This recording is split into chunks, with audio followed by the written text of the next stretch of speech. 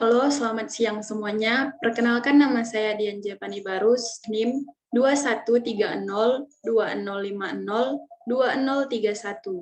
Di sini saya akan mempresentasikan tugas besar 2 studio perancangan arsitektur saya, yaitu Kafetaria Kampus.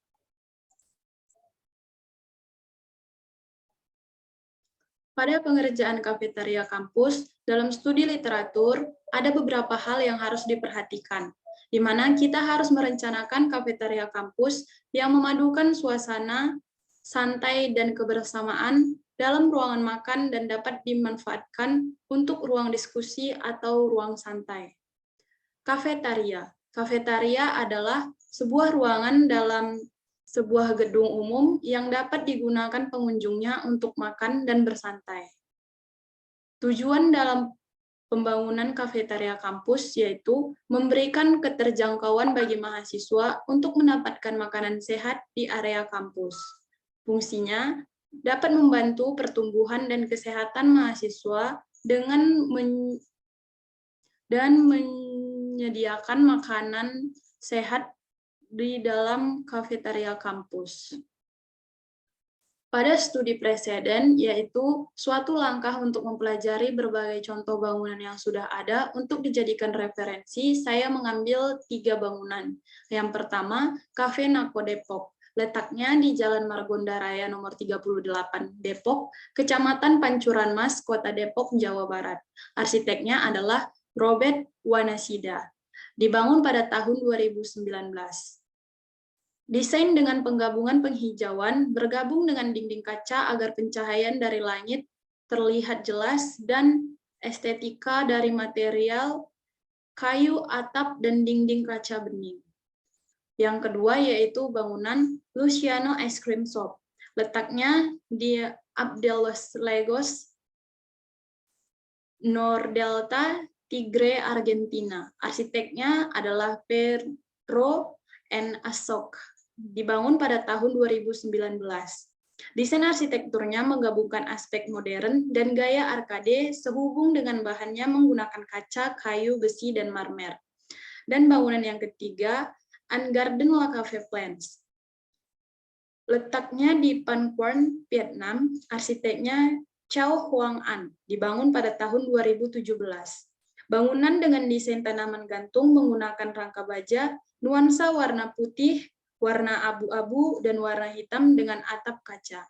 Bangunan-bangunan yang saya pilih ini adalah bangunan-bangunan yang dapat dijadikan kafetaria atau kantin dan juga dapat memadukan keindahan vegetasi serta cocok untuk tempat berdiskusi atau santai.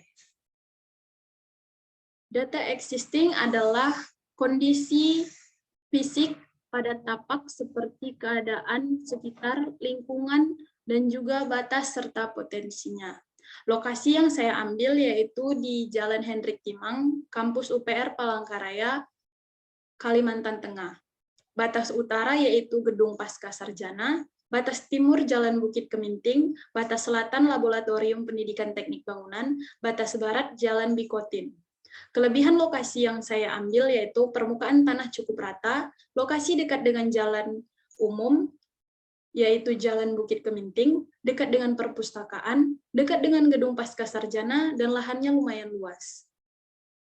Di mana di sini terlihat tampak depannya, yaitu menghadap ke Jalan Bukit Keminting, tampak sampingnya, tampak samping kiri, dan tampak belakangnya. Analisa tapak yaitu lahan saat ini merupakan area yang belum pernah dibangun dan merupakan area kosong. Analisa matahari, untuk mengatasi panas matahari tinggi, maka atap dan sirkulasi udara harus sangat diperhatikan.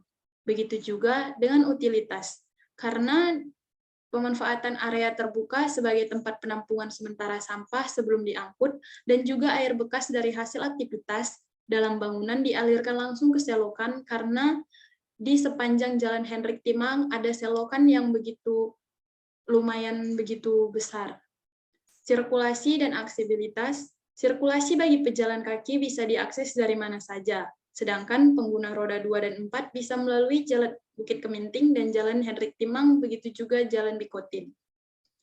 Untuk analisa anginnya, di sebelah Jalan Bukit Keminting masih ada lahan pepohonan yang sangat luas yang dapat memberikan angin sejuk. Vegetasi tanaman yang baik, masih hijau dan banyak pepohonan. Sedangkan analisis hujannya berdasarkan lokasi tampak curah hujan tinggi, sehingga drainase dan selokan diperlukan dan tumbuhan-tumbuhan akan ditanam, yaitu tumbuhan yang bisa menyerap air. Pada komposisi bentuk terpilih, pertama-tama saya menggabungkan beberapa bidang, yaitu yang saya pilih adalah bentuk dasarnya kertas kosong dan membuat tampak seperti balok dan menjadikannya suatu bangunan. Dan bagian-bagian bangunannya ditambah dan juga dikurang dan menjadi seperti ini.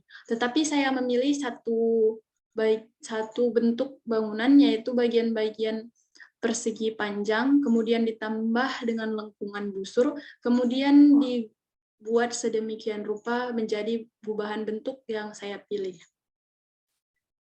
Site plan pada lokasi saya yaitu berada di sini, dan juga gambar situasi saya di sini.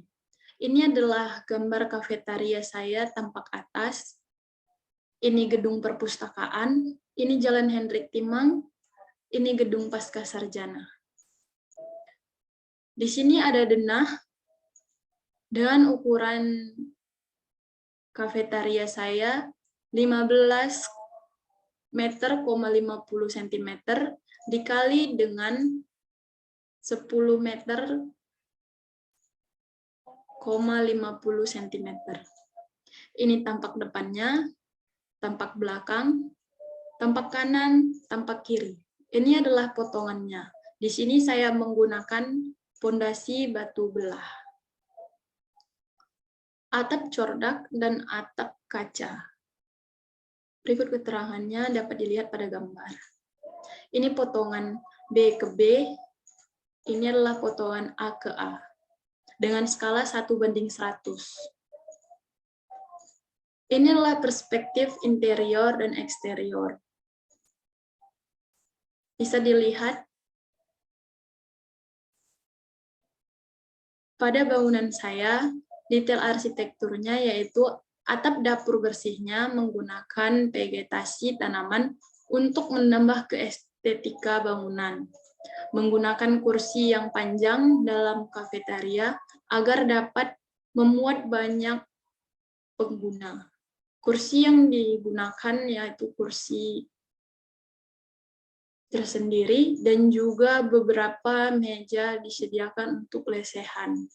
Bagian samping bangunan, yaitu di bagian kanan bangunan itu menggunakan dinding kaca, sedangkan atapnya separuh kaca dan separuhnya lagi sisanya yaitu kayu yang dilapisi dengan kaca.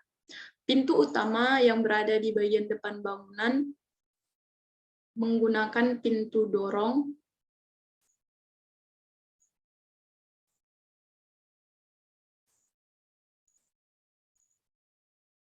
Ini adalah maket yang telah saya buat. Ini adalah tampak samping kanannya.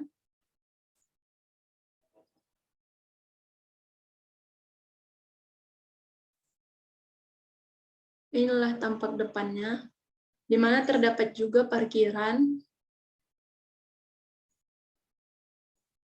Ini adalah tampak atasnya.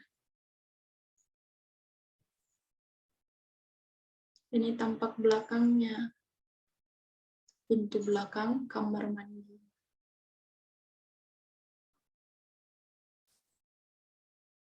Demikianlah hasil presentasi saya. Jika ada yang salah, saya mohon maaf dan dapat memakluminya. Terima kasih, selamat siang.